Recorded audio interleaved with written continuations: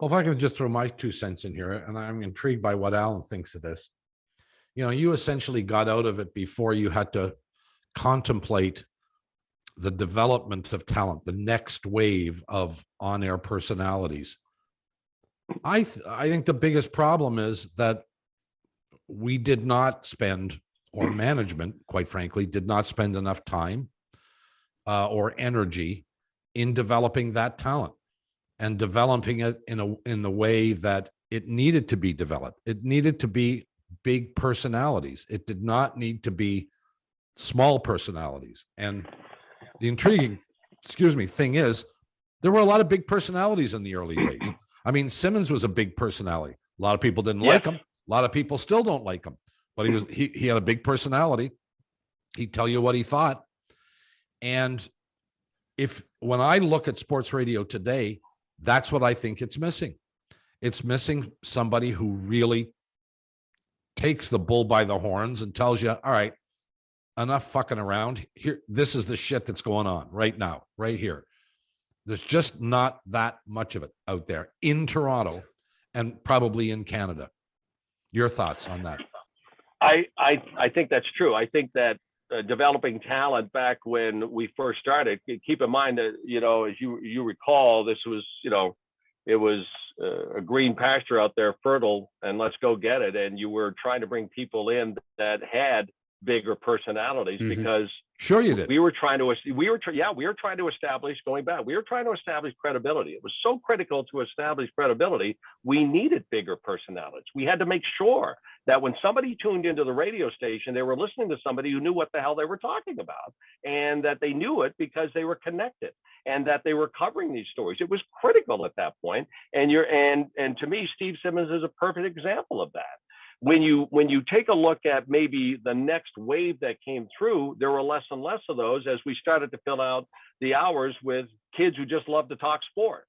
Well, I've always said, I'm not in the sports business. I'm in the broadcast business. Correct. We happen to choose sports as the format, but we're broadcasters. We have to hold an audience. Our goal here is to hold an audience as long as we can and create compelling content. And that's where I think I'm saying that the passion at the next level is not, I don't hear it. I agree with you, Allan. At the next level. I don't hear that. Because if you have a Lem Bramson, you have a Nelson Millman, you have people like that who have that passion, they're going to make sure that they make those changes. They're going to make sure that those things happen.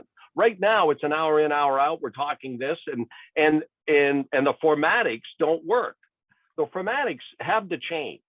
In my view, I changed, and I think the formatics have changed. Once I got to the US and I started working with some radio stations down here and technology came along, the connection to the audience became the most important thing.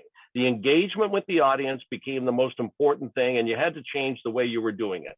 It was not good enough anymore just to open up the microphone and let's get a guest on to talk soccer. And then in the next segment, we're going to talk basketball. And don't forget, we got so-and-so coming up. Not compelling at all. What was compelling was a host who was able to take a topic, offer an opinion, defend that opinion, and engage an audience regardless of what their opinions were, and hold them. And that's what I teach. That's what I teach. You have to be able, I don't care who you interview.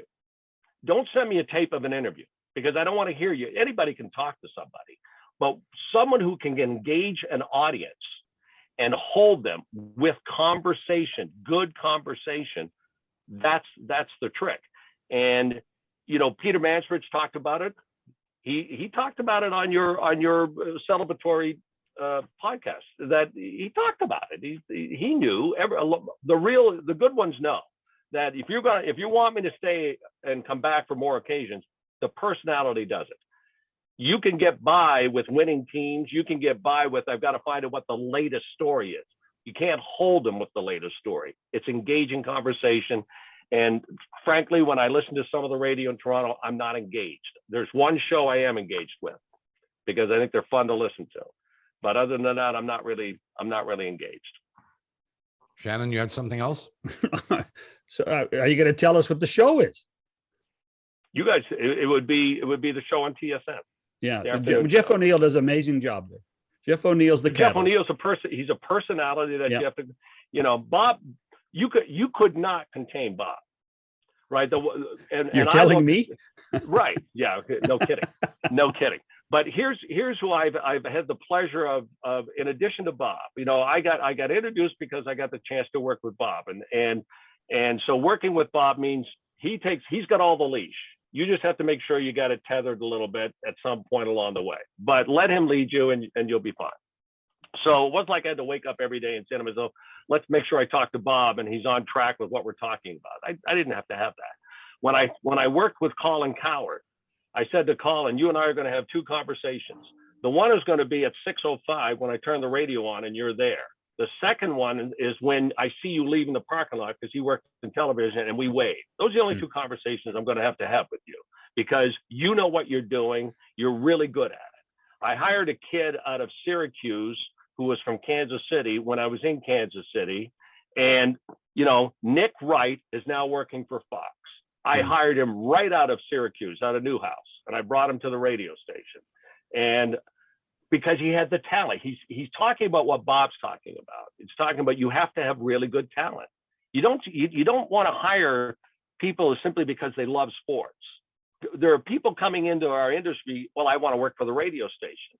And I go, well, we talk sports, but we're looking for personalities. We're looking for people who can touch points and engage with people on all platforms. And that's the hardest part. They're not everywhere. They're simply not everywhere. It's why one person shows quite often don't work.